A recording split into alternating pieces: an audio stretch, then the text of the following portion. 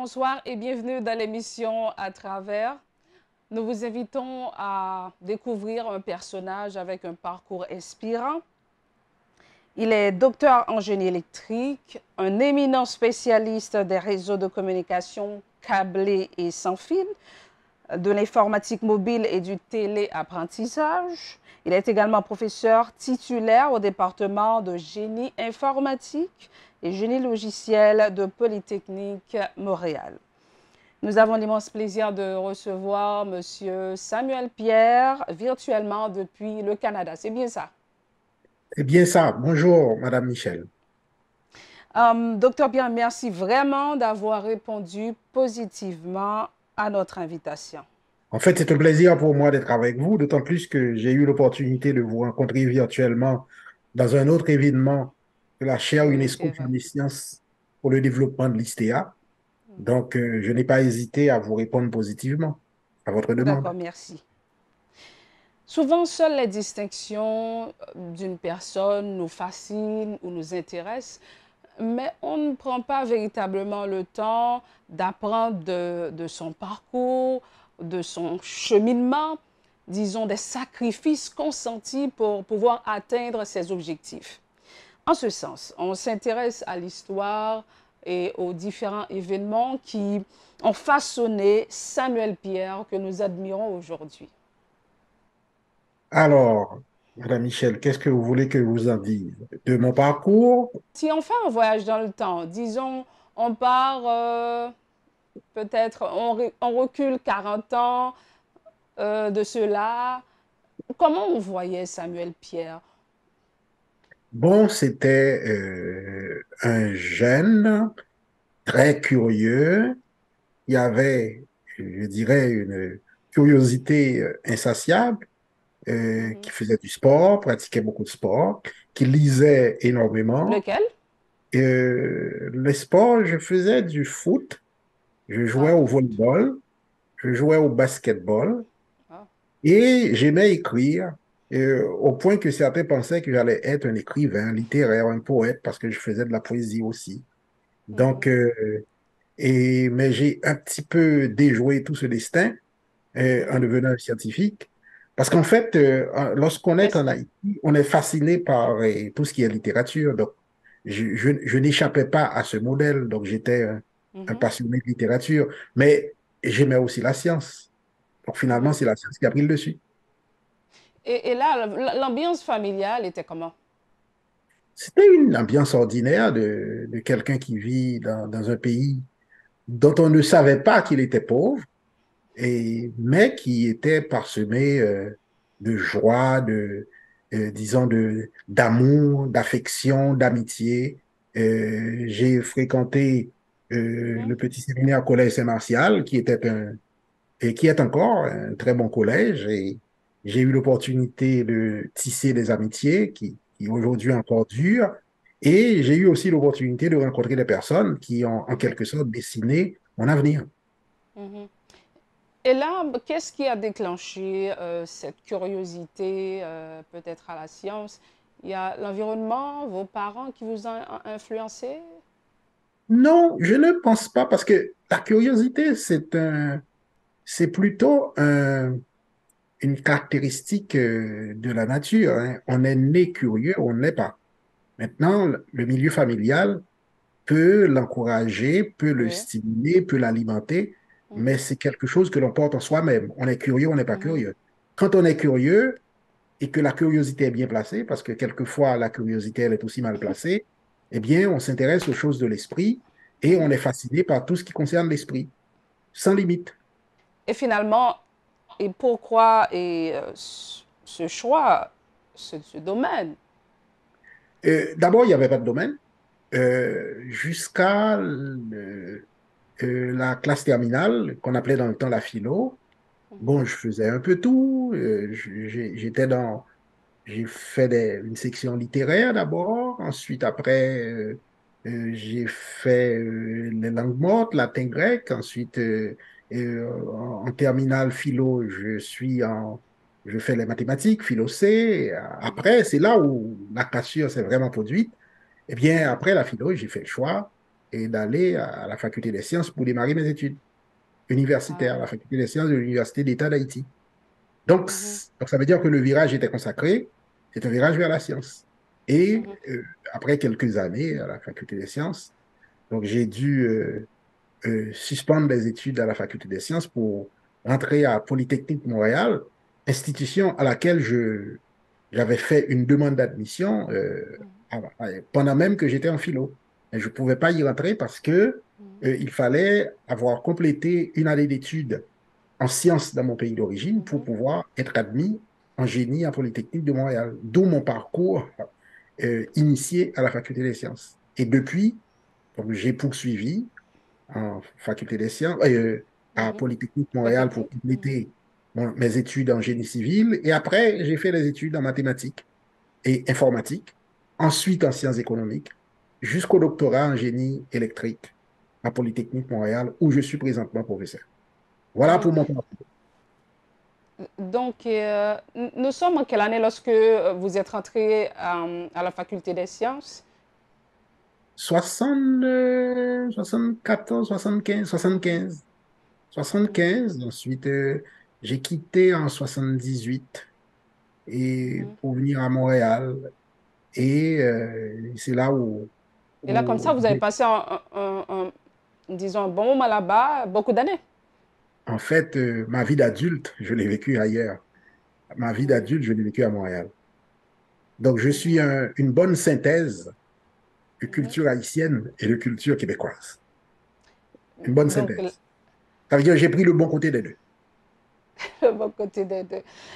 Et maintenant, par rapport à votre choix, il y a des parents, certaines fois, qui s'immiscent, qui nous disent peut-être telle direction serait mieux pour toi.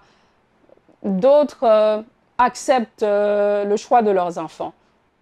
Et comment c'était dans votre cas? J'étais plutôt dans le second groupe. D'abord, Mhm, je dois vous confier que mon père est décédé, j'avais 16 ans. mhm. Donc, ça veut dire Très que jeune. il a eu une influence très forte. Maintenant, le souvenir que j'en ai gardé du Mhm. milieu familial, c'était un milieu qui m'a permis de développer la confiance en moi-même. Mhm. Dans quel J'avais sens? bénéficié de la confiance de mes parents qui croyaient dans mes Mhm, possibilités, qui croyaient dans mon sérieux et qui, pour cette raison-là, avaient une admiration sans borne pour l'adolescent que j'étais. Donc, je suis élevé mhm, dans un climat de confiance. Et ce climat de confiance m'a façonné aussi. Je ne peux pas vivre dans un milieu où je ne me suis pas senti, où je ne me sens pas en confiance. mhm, Donc, cette confiance-là m'a permis d'aller au-delà de moi-même, de donner le meilleur de moi-même et surtout d'avoir cette indépendance d'esprit qui me permet de prendre des avenues qui ne soient pas nécessairement celles que privilégie tout le monde. Donc, je n'avais pas peur de sortir des sentiers battus. Mais pour mhm. cela, ça prend une confiance intérieure qui n'est pas une surconfiance, parce que la surconfiance, elle est mauvaise, une confiance suffisante Euh, pour vous permettre de prendre certains risques et d'explorer des voies qui ne sont pas des voies habituelles, traditionnelles. Donc, par rapport à votre choix, il n'y a pas d'autres membres de votre famille qui ont pris la même direction que vous? Disons, oui, les membres de la famille, oui, il y en a qui l'ont pris, mais vous savez, le parcours de chaque personne est singulier, hein. Oui, c'est vrai. Chacun fait son chemin. D'abord, selon les aléas de la vie, des fois, on se Mhm, trouve sur un chemin sans vraiment chercher à s'y trouver. Mais à chaque fois qu'on s'y trouve, même par le hasard de la vie, ben, il faut savoir en tirer le meilleur parti. Et c'est ce que j'ai fait. Donc, quand j'arrive dans un milieu face à des opportunités, j'apprends d'abord à les identifier très tôt et ensuite à en tirer parti, de manière à pouvoir mhm, construire soi-même son destin, indépendamment des influences et que l'on peut, bonnes ou mauvaises, que l'on peut avoir subies. oui. Arrivé à l'étranger, est-ce qu'il y avait des appréhensions comme jeune, arrivé dans un pays? Donc, y avait-il vraiment de la En fait, peur, des appréhensions? disons non, je vais vous dire plutôt, c'est plutôt l'inverse. Je Mhm, suis parti d'Haïti, euh, qui était un pays de dictature. Je suis parti à mhm, un moment où il y avait une dictature en Haïti. mhm, Euh, Quand on a vécu dans une dictature, inconsciemment, on emporte les séquelles. Et pour avoir vécu dans cette dictature, le souvenir que j'en ai gardé, c'est un souvenir de vivre dans la peur. Et le plus gros travail que j'avais à faire lorsque je suis arrivé à l'étranger, au Canada, c'était de me libérer de cette peur, qui était bien assise dans la conscience, cachée, voire même dans le subconscient. On avait peur. On avait peur. Et le premier travail à faire, c'est de sortir de cette peur, de pouvoir dire que on est libre, on ne court pas de risque à dire ce que l'on pense, on ne court pas de risque il y a des endroits que certains auraient pu trouver dangereux. Et, et ça, Oui. j'ai dû le faire. J'ai dû faire ce travail-là pendant les 3 premières années de mon vécu à l'étranger. Mais par la suite, je me suis libéré de cette peur. Mhm. Donc, mais vous n'étiez pas vraiment victime directement J'étais de pas cette directement dictature. victime, mais j'étais témoin de beaucoup de cas d'injustice. Et surtout, quand on est jeune et que l'esprit se développe et on apprend à apprivoiser le monde qui nous entoure, c'est aussi un âge où on veut explorer. Et quand on Mhm, voit les dangers qui nous guettent, mhm, je vous donne un exemple. mhm, J'avais 15 16 ans, j'avais au séminaire Collège Saint-Martial un petit club de jeunes qui s'appelait le Club Nouvel Horizon. Eh mhm, bien, on nous guettait, on soupçonnait d'être des subversifs parce que on se mhm, réunit entre jeunes. Et pour moi, c'était un climat totalement délétère. Comment à 15 ans, on pourrait être, 15 16 ans, on aurait pu être révolutionnaire au point de vouloir et détruire la société, détruire l'État. Donc, c'était en quelque sorte une paranoïa de la part d'un pouvoir dictatorial. Et j'en ai gardé un souvenir, au point qu'aujourd'hui, mhm. quand je vois les Haïtiens tentés par une expérience dictatoriale à peine voilée, moi, je leur plains, je dis, allez tout seul. Mon expérience, je l'ai déjà faite.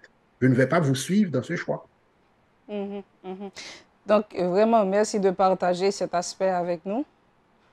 Parce que là, vraiment, même si vous n'étiez pas victime, comme vous dites directement, mais ce qui se passait autour de vous euh, créait cette forteresse de peur, comme vous l'aviez Absolument, expliqué. absolument, absolument. Vous n'aviez pas à ce moment-là le, la liberté de lire, parce qu'il fallait tout Mhm, contrôler. Pour vous donner une anecdote, là, pour vous présenter la chose sous une forme anecdotique, mhm.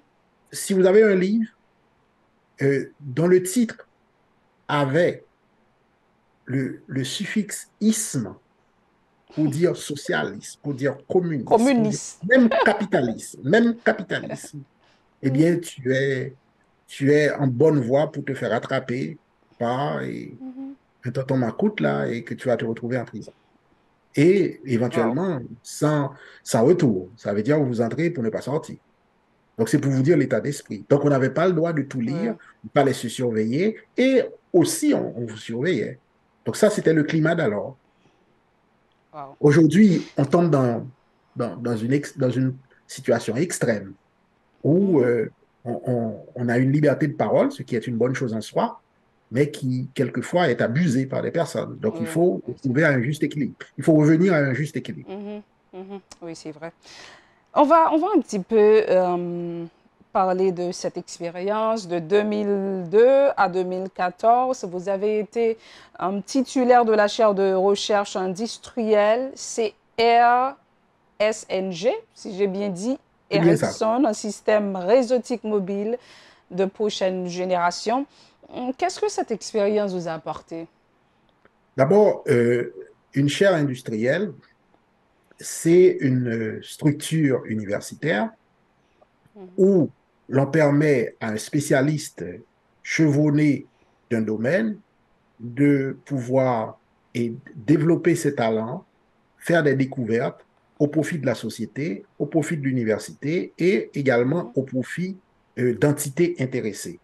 Et dans mon cas, l'entité intéressée, c'était la multinationale Ericsson, qui est une multinationale d'origine suédoise, présente dans une cinquantaine de pays sur la Terre, et dont le Canada, et qui avait fait choix de moi comme étant le chercheur qui va propulser ses recherches dans le domaine de la mobilité, les réseaux mobiles, non seulement pour le Canada, mais pour l'ensemble des pays dans lesquels œuvre Ericsson.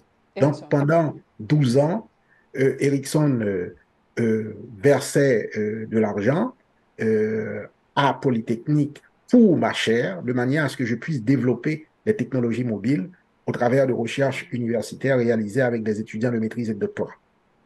Mhm. Alors, c'était ça pour la chaire. Maintenant, qu'est-ce qu'on faisait là-dedans? Système mobile de prochaine génération. Alors, vous n'êtes pas sans savoir que lorsqu'on parle de technologie mobile, euh, la tradition, c'est de euh, euh, tracer le cheminement de cette Mhm. technologie-là en termes de génération. Une génération étant considérée comme étant euh, une nouvelle étape de rupture avec ce qui se Mhm. faisait avant dans la technologie considérée. Donc, on parle de première génération, 1G, deuxième Mhm. génération, 2G, quatrième génération, 4G, cinquième génération. Et aujourd'hui, au niveau de la recherche, on parle de sixième génération. Mhm. Chaque génération étant une rupture avec la génération qui précédait. Donc, Oui. moi, ce que je faisais dans cette chaire-là, c'est de travailler de concert avec Ericsson pour découvrir, promouvoir et Mhm. structurer, réaliser les technologies de prochaine génération. Quand on partait de 3G, on Mhm. travaillait pour la 4G. Quand on atteint la quatrième génération, on travaille pour la cinquième. Et quand on atteint la cinquième, on travaille pour la sixième. C'était ça un peu Mhm. l'esprit. De manière très, je vais vous donner pour illustrer, parce que ça peut apparaître Mhm. très abstrait pour quelqu'un qui n'est pas du domaine, qui nous écoute. De manière très pratique, et en Mhm. quoi consistent ces recherches-là, pour une bonne partie, et même si on déborde, disons, le cœur même de la recherche. Et quand vous avez un téléphone cellulaire et vous composez le numéro de quelqu'un sur votre cellulaire, et donc vous voulez atteindre cette personne, vous voulez entamer une conversation avec cette personne.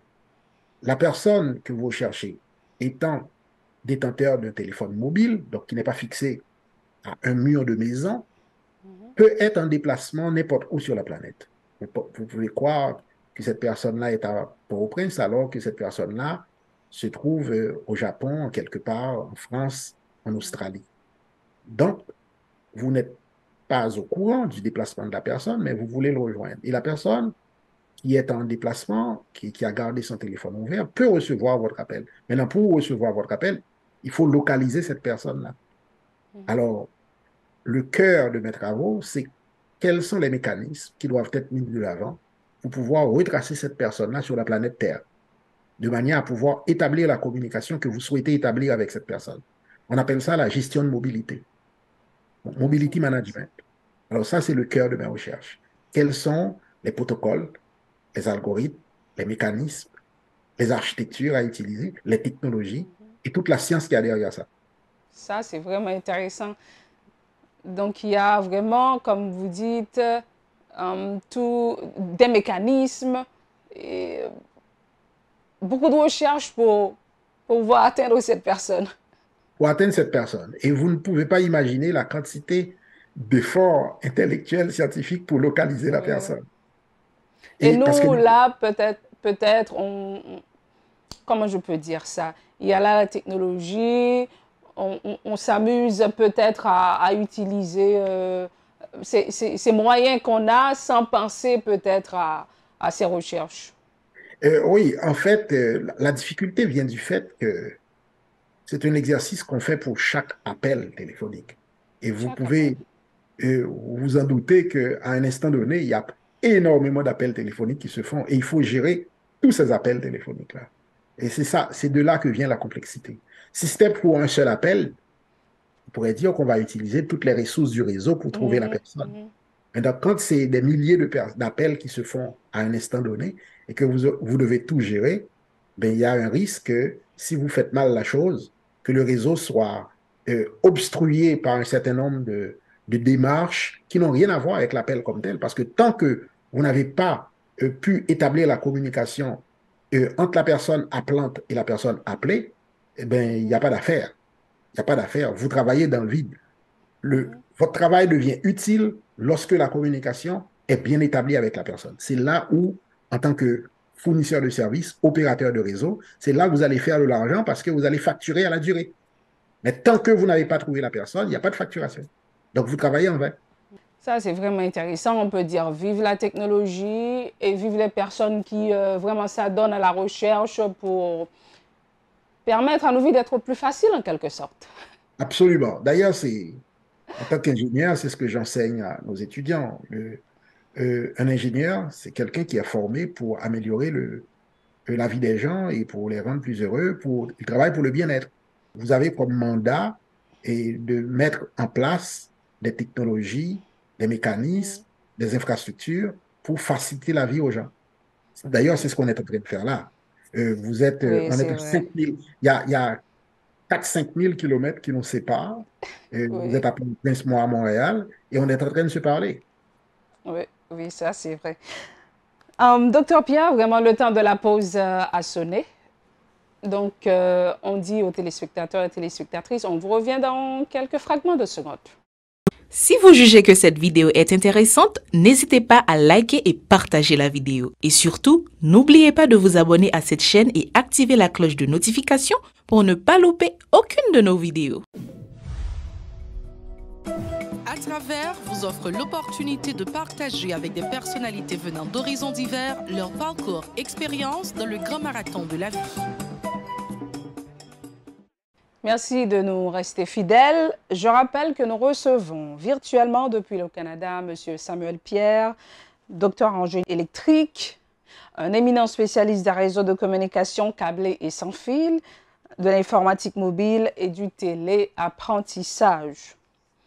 Docteur Pierre, on va un petit peu voir des questions assez techniques, comme lorsqu'on parle de la réduction de l'empreinte écologique des systèmes infonuagiques.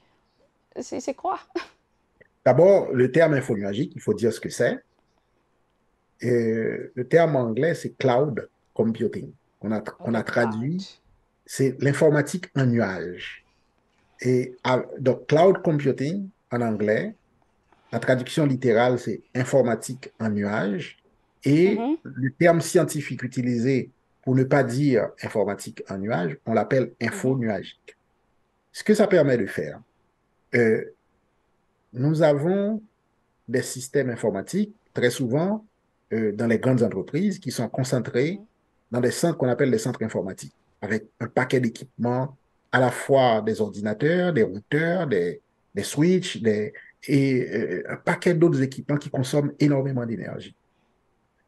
Et très souvent, ces équipements-là, il faut les garder à une certaine température, le moins élevée possible, parce qu'il y a un dégagement de chaleur qui se fait naturellement par ces équipements. Donc, il faut trouver une façon de les garder dans un état pour qu'il n'y ait pas un réchauffement de température dans les lieux où sont gardés ces équipements-là. Donc, mhm, que ce soit pour climatiser ou pour alimenter ces équipements, vous avez besoin d'énergie. Maintenant, au lieu de les placer dans un endroit où il fait chaud, vous décidez de les mettre dans un endroit où naturellement il fait froid, par exemple dans le Grand Nord canadien, mhm. eh bien, le besoin que vous avez de climatiser n'existe plus. Parce que il fait déjà très, très froid dehors, Très vous froid. laissez rentrer le froid qui est à l'extérieur à l'intérieur, et dès lors, vous n'avez plus besoin de climatisation. Et là, vous sauvez toutes, toutes les ressources financières qui auraient été nécessaires si vous Mhm, étiez dans un endroit où il fait chaud. Alors, cette idée-là a inspiré d'abord les chercheurs, mais très rapidement les entrepreneurs, à se dire, mais est-ce qu'on est obligé de garder nos ordinateurs, nos switches, nos équipements de télécom? Est-ce qu'on est obligé de les garder chez nous? Est-ce qu'on ne pourrait pas les déplacer, les délocaliser dans un endroit où il fait froid et dès lors, on n'a plus l'obligation de climatiser nos salles? Alors, c'est de là qu'est partie l'idée de l'informatique en nuage. Ça veut dire, on mhm. va placer tous nos équipements lourds dans des endroits où la consommation énergétique sera minimale, notamment parce qu'on n'a plus besoin de climatiser. Et à partir de là, par réseau, les réseaux existent, on va avoir Mhm. accès à ces ordinateurs, à ces serveurs, et sans devoir, et localement, assurer l'entretien énergétique de ces équipements-là. Donc, c'est un peu l'idée. Maintenant, simplement dit, oui, c'est paraît très attrayant comme idée, mais après, il faut tout le travail d'exploitation, mais surtout répondre à une préoccupation. Et cette préoccupation, ça, c'est l'aspect de sécurité. Parce que quand vous avez vos équipements qui sont chez vous, vous pouvez dire, je vais les sécuriser en plaçant des gendarmes Justement. partout, en faisant de ce lieu-là un bunker où personne n'a accès. Mais si ça échappe à votre regard et que vous le placez ailleurs, quelquefois très loin, vous perdez le contrôle. Alors, ça, c'était le premier enjeu, le premier Mhm. défi auquel faisaient face les systèmes infonuagiques. C'est de surmonter la méfiance des entreprises qui avaient peur de laisser leurs ressources informatiques Mhm. critiques et au contrôle de personnes dont ils n'avaient pas le contrôle. Alors, ça, Mhm. c'était le premier enjeu, mais aujourd'hui, eh bien, avec la technologie, eh bien, c'est plus le cas. Les firmes comme Amazon, Amazon, c'est un grand pourvoyeur de services de stockage infonuagique. Et il y en a encore quelques autres dans le monde entier. Donc, Mhm. de sorte qu'aujourd'hui, il y a des pays entiers qui ne stockent pas leurs informations chez eux, ils les stockent ailleurs, chez des fournisseurs de services cloud qui sont situés à quelques points du globe, mais qui concentrent toutes les informations de plusieurs grandes entreprises chez eux pour des raisons de réduction énergétique. Mais qui dit réduction énergétique dit aussi Mhm. réduction de gaz à effet de serre, dit aussi réduction d'empreinte carbone, ce qui est en quelque sorte l'enjeu principal. Oui, en parlant de cet aspect, maintenant, on allait vous poser l'impact vraiment de l'informatique sur l'environnement. Ah, Mais je c'est ne sais pas si vous énorme. voulez reformuler la question. Oui, c'est non, non, l'informatique a des impacts énormes sur l'environnement. Et d'ailleurs, dans mes cours avec mes étudiants, j'aborde la question, je les introduis à ce qu'on appelle l'informatique verte. Pourquoi l'informatique verte? C'est que Ou bien l'informatique, écologique. c'est l'informatique écologique. C'est Mhm. l'informatique écologique. C'est l'informatique qui tient compte du développement durable. Et, et dans cette informatique verte, informatique écologique, si vous voulez bien, Mhm. ce que ça dit, c'est que quand on a un ordinateur devant soi, ça rend énormément de services, ça nous rend Oui, heureux, c'est vrai. ça nous permet de faire un certain nombre de tâches qui seraient très difficiles à faire sans l'ordinateur. Mais un ordinateur, il est produit. Un ordinateur vit. Un ordinateur meurt. Mhm. Alors, pour employer un terme scientifique, l'ordinateur a un cycle de vie, Oui. comme les humains.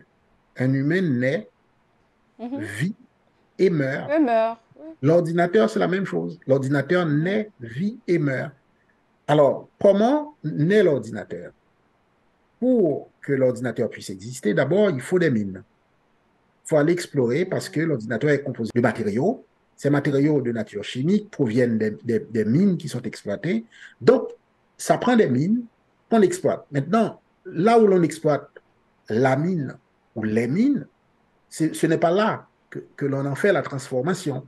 Il faut les transporter de la mine vers le lieu de fabrication Mhm. de l'ordinateur. Donc, il y a une fonction d'exploration minière et aussi d'extraction minière. Il y a une fonction de transport. Et une fois que vous l'avez amené chez le fabricant, à Mhm. l'industrie, maintenant, il faut l'amener sur les lieux de vente, dans les magasins, pour être vendu. Là encore, il y a une fonction de transport. Transport du manufacturier jusqu'au point de vente.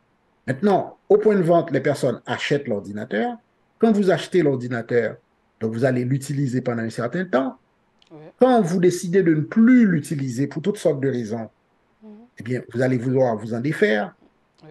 Quand vous allez vous en défaire, ça va être la mort de l'ordinateur. Donc, c'est ça qu'on appelle le cycle de vie. Maintenant, dans tout le cycle de vie en question, à chaque étape du cycle de vie, que ce soit l'extraction minière, le transport vers la manufacture, et ensuite le transport vers les points de vente, le transport vers le lieu de déchets où l'on va se débarrasser de l'ordinateur, ça consomme de l'énergie. Ça consomme de l'énergie. Et qui dit consommation d'énergie dit aussi injection de gaz à effet de Ou bien serre dans la. dégagement de gaz C'est à effet ça. de serre. Donc, Voilà. alors l'informatique verte, C'est là le hic. l'informa- voilà, l'informatique verte, la première chose que ça va faire, ça va vouloir réduire l'impact de la consommation d'énergie. C'est le premier objectif. Maintenant, il y a un deuxième. Quand on n'a plus besoin de l'ordinateur, qu'est-ce qu'on en fait? Supposons qu'on en a déjà fait cadeau à son petit frère, à sa grand-mère et à toutes les personnes qui ont moins besoin de puissance de calcul et que personne ne veut de votre ordinateur, il est trop vieux, là, vous allez décider de le mettre à la poubelle. Qu'est-ce qui arrive quand vous le mettez à la poubelle? Alors, pour savoir ce qui arrive quand vous le mettez à la poubelle, essayez d'ouvrir un ordinateur. Qu'est-ce que vous allez trouver à l'intérieur? Il y a du cuivre, il y a du zinc, Mhm. il y a de l'étain, il y a, il y a un paquet de produits chimiques là-dedans. Alors, la plupart de ces produits chimiques, chacun de ces produits chimiques, comporte des inconvénients à la fois et sur l'environnement et sur la santé humaine. Mhm. Très souvent, sur la santé humaine, ça affecte la chaîne alimentaire. Quand tu le rejettes dans la nature, ça affecte la chaîne alimentaire, avec le risque que les personnes qui consomment les produits agricoles peuvent être affectées par les effets négatifs sur la santé. Ensuite, ça peut affecter même le système de reproduction pour rendre les personnes Mhm. infertiles. Ensuite, sur la santé humaine, ça comporte aussi un paquet de conséquences négatives. Donc, le fait de rejeter l'ordinateur dans la nature sans être conscient de ses impacts négatifs sur la santé humaine et sur l'environnement, ça crée un certain nombre de problèmes. Alors, d'où l'informatique verte. Comment faire pour réduire, disons, la présence de ces matériaux nuisibles à la santé et à l'environnement dans le design que vous allez faire de votre ordinateur? Donc, d'où Et l'idée d'une est-ce informatique que verte. vraiment on avance avec ces recherches, comme vous Ah, mais bien dites, sûr, pour diminuer? il y a déjà des percées considérables. Peut-être que vous êtes trop Mhm. jeune pour le savoir. Un écran d'ordinateur, il fut un temps, c'était une grosse Mhm. boîte. Oui. C'était une grosse boîte volumineuse et qui était Mhm. utilisée comme écran. Aujourd'hui, tout le monde a des écrans plats. Oui. Mais les écrans plats, c'est une conséquence de l'informatique verte. Comment? Parce que l'ordinateur dont l'écran est volumineux, ça consomme beaucoup plus d'énergie que votre Mhm. écran plat.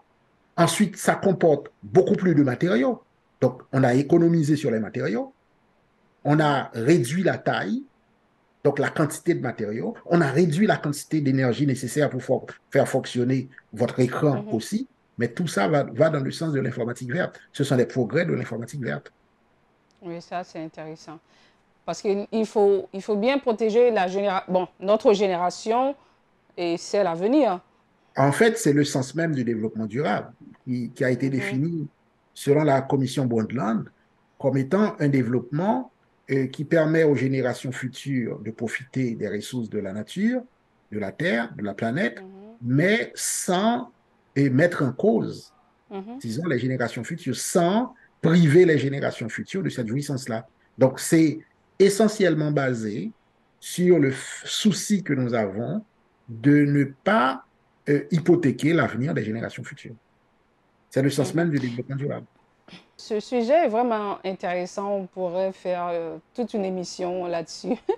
Mais malheureusement, le temps nous presse, mais on va vraiment aborder un autre point assez important pour vous, je crois, l'éducation dans le processus de reconstruction d'Haïti. Je rappelle que vous êtes cofondateur et président de Grand Monde et de l'Institut des sciences, des technologies et des études avancées d'Haïti, ISTEA. Donc, on va voir quel événement a donné naissance à ces initiatives. Et lorsque vous parlez de l'éducation dans le processus de reconstruction d'Haïti, on va dire quelle éducation pour quel Haïti? Tout à fait. En fait, d'abord, l'éducation, c'est la clé du développement des peuples. Quel que soit le peuple, s'il n'y a pas Mhm. d'éducation, eh bien, vous n'allez pas connaître le développement. Donc ça, Mhm. c'est une vérité de la palisse.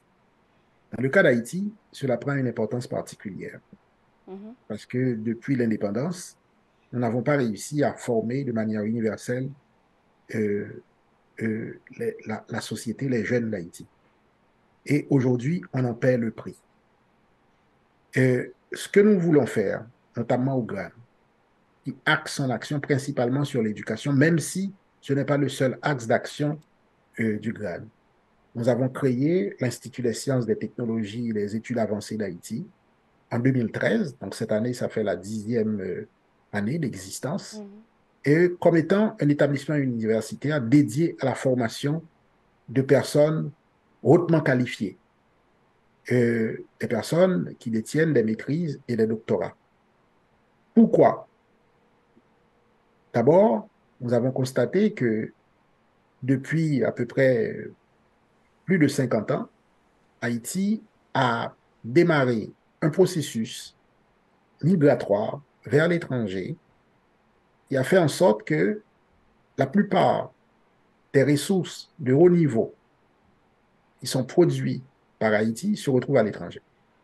Hmm. Et je ne sais pas si vous le savez, Ça, Madame c'est... Michel, Haïti est le plus grand exportateur de talents au monde, Wow. selon les chiffres de la Banque mondiale.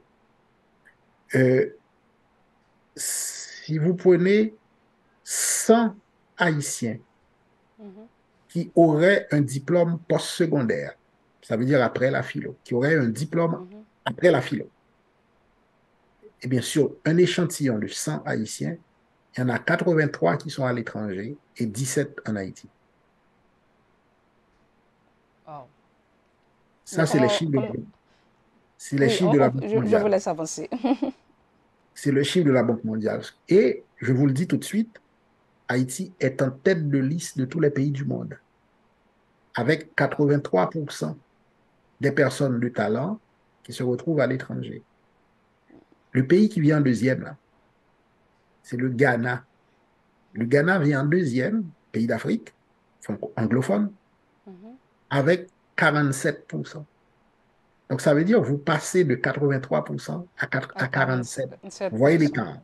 Maintenant, ce que ça dit que le pays est incapable de garder, de retenir ses ressources, Mhm. et parce qu'il se retrouve à l'étranger. Et on ne doit pas s'étonner du résultat que l'on voit aujourd'hui.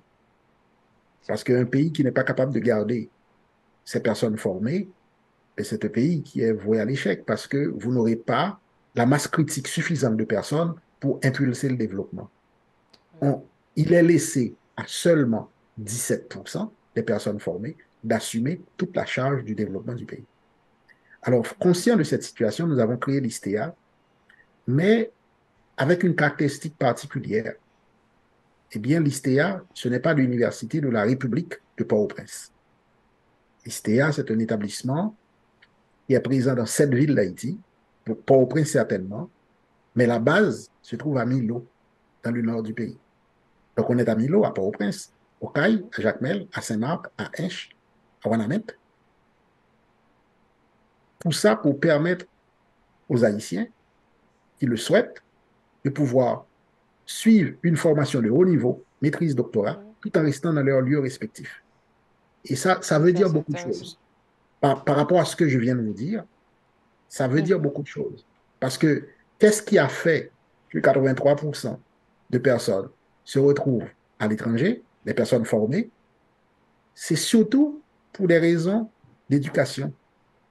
Quand vous êtes dans une petite localité, vous avez des aspirations de formation que vous ne pouvez pas satisfaire dans cette localité, eh bien, la tendance, c'est à se déplacer pour aller ailleurs, dans une autre Oui, c'est région. ça. Et de proche en proche, eh bien, on finit par quitter le pays et à prendre racine ailleurs, surtout quand le processus migratoire a débuté trop tôt. On n'avait plus d'attache. Mhm. Alors, c'est pourquoi nous avons compris la chose. Nous nous sommes implantés dans les régions de manière à garder les forces vives du pays le plus longtemps possible, Mhm. le plus longtemps possible dans le plus longtemps possible au Mhm. pays, dans leur lieu de vie naturel.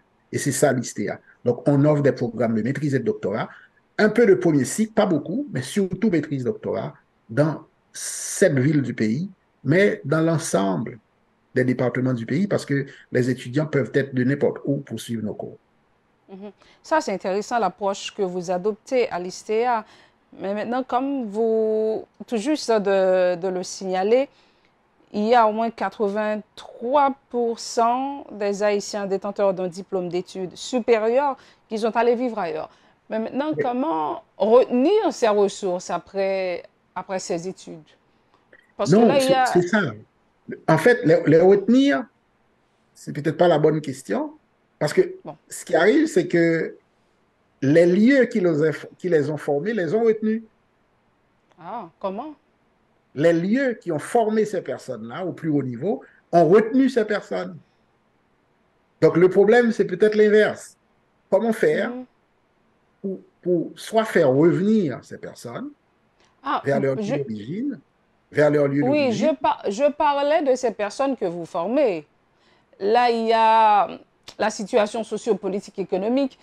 Après avoir reçu cette formation de qualité à l'ISTEA, si on peut dire ça comme ça. Donc, comment retenir ces personnes D'abord, c'est pour ne pas aller grossir le nombre de oui, ces Haïtiens qui partent à d'abord, l'étranger? d'abord, le processus même de déplacement, c'est un processus relativement complexe Oui, très. et qui commence, comme je vous l'ai dit, par le fait que la personne a un rêve. Pour Oui. réaliser ce rêve, c'est impossible de le faire dans le pays. Je vais vous annoncer une chose.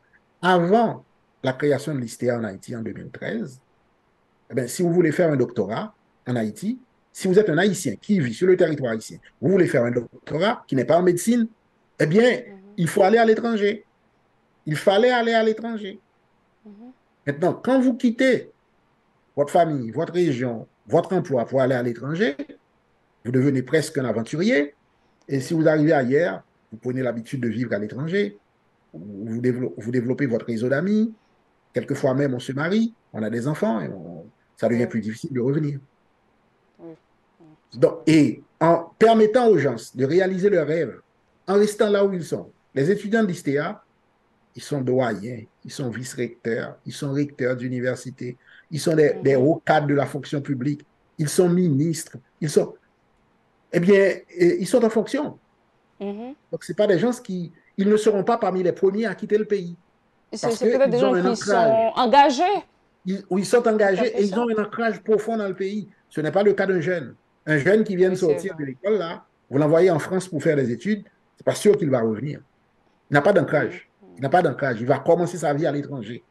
Alors, plus on les garde au pays et en leur permettant de se réaliser, ce qui atténue l'attrait, l'attirance que l'on pourrait avoir pour un voyage à l'étranger, parce qu'on est capable de se réaliser chez soi sans se déplacer, Mhm. eh bien, on Mhm. minimise le risque que la personne quitte le pays pour ne plus y revenir. Alors, c'est ça le pari qu'on fait. Par Maintenant, l'approche. il y a une conjoncture. La Voilà, conjoncture c'est ce que j'allais vous dire. aujourd'hui fait en sorte que tous ceux qui ont les moyens veulent quitter le pays. Mais Oui. ça, c'est une situation exceptionnelle et que l'on souhaite la plus courte possible pour que le pays puisse reprendre son souffle et retrouver sa voie. Et j'y crois. On l'espère. Parce que, On l'espère. en fait je vais vous dire, Madame Michel, quand on regarde ce qui se passe au pays aujourd'hui, il y a beaucoup de responsables. Hein. Oui, très souvent, les Haïtiens ont tendance à dire c'est la communauté internationale. C'est facile de dire ça. Je n'exclus pas la responsabilité de la communauté internationale. Mhm. Mais la responsabilité incombe d'abord aux Haïtiens et aux Haïtiennes. D'abord. Et je Oui, m'inclus je suis là-dedans. d'accord. Et je m'inclus là-dedans. Donc, parce que si on commence à dire qu'on n'est pas responsable et que c'est la communauté internationale, le diagnostic est mauvais, le diagnostic est faux, et puisque le diagnostic est faux, le remède que l'on va vouloir chercher va être un faux remède qui ne va pas guérir le mal. Il faut Oui. d'abord que l'on accepte nos responsabilités. Et puisque on n'a pas été à la hauteur de la tâche, c'est ce qui a fait que la communauté internationale a pu jouer ce rôle Mhm. trop important, trop influent sur les choses haïtiennes. C'est d'abord parce que les Haïtiens n'ont pas su. Et lorsque je parle des Haïtiens, je parle d'abord des dirigeants haïtiens. D'abord des dirigeants. Maintenant, vous pouvez toujours me dire que on n'a pas toujours la liberté de les choisir. Parce qu'on connaît bien, pour ne pas être naïf, pour ne pas verser dans l'ingélisme, on Mhm. sait que le choix des dirigeants est fortement contrôlé par par cette dite communauté internationale. Parce que même la notion même de communauté internationale, ça n'existe pas. C'est une notion qui a été inventée principalement pour Haïti. Principalement pour Haïti. Au point qu'aujourd'hui, même les Haïtiens sont pris au piège. Les Haïtiens se mettent à parler de la communauté internationale comme étant la maîtresse de leur destin. Mhm. C'est ça qui est le problème. C'est qu'on s'en remet même inconsciemment à cette communauté pour trouver des solutions à nos problèmes. Oui, c'est vrai. Donc là, il Alors, faut vraiment se réveiller. Madame Michel, il faut se réveiller. Ensuite, malgré tout ce qu'on voit aujourd'hui, d'abord, je vais vous dire le constat que je fais moi-même. Je vis à l'étranger, je le constate. Quand on parle d'Haïti aujourd'hui, c'est comme un pays perdu, il n'y a aucun espoir. Ensuite, c'est un pays qu'il faut condamner parce qu'il n'y a aucune chance. Tout ce qui a été essayé est un échec. C'est faux. C'est faux. Et je le dis aux personnes qui répètent ça. À chaque fois que j'ai l'occasion, je le leur dis. D'abord, première erreur, c'est de confondre Haïti avec la République de Port-au-Prince. Oui, la République de Port-au-Prince est omniprésente, a une présence trop forte, asphyxiante sur le reste du pays. Mais ce n'est pas vrai. Haïti ne se résume pas à Port-au-Prince. Aujourd'hui, il est impossible de vivre à Port-au-Prince. Mais dans la plupart des villes de province, les gens vivent, vaquent à leurs occupations.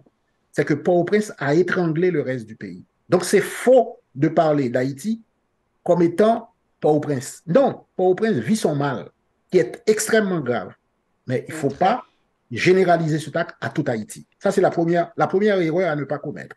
La deuxième, il y a énormément de choses positives qui se font au pays, même à l'intérieur de Port-au-Prince où c'est l'enfer. Maintenant, il faut arrêter de ne regarder que les choses négatives. Très souvent, les médias ont tendance, pour des raisons que nous connaissons tous, à ne parler que des mauvaises choses, alors qu'il y a de bonnes choses. Alors, mais c'est à nous de faire le travail, de présenter nos choses positives, et ne pas s'attendre à ce que le blanc nous dise quoi faire, à ce que le blanc trouve des solutions à nos problèmes.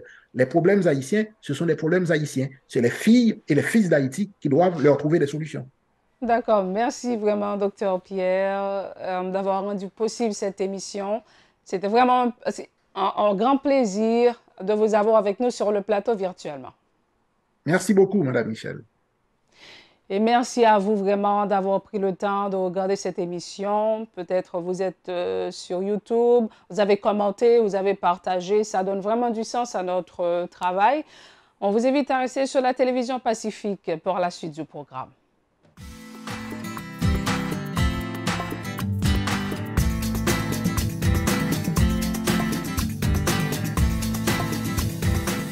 Si vous jugez que cette vidéo est intéressante, n'hésitez pas à liker et partager la vidéo. Et surtout, n'oubliez pas de vous abonner à cette chaîne et activer la cloche de notification pour ne pas louper aucune de nos vidéos.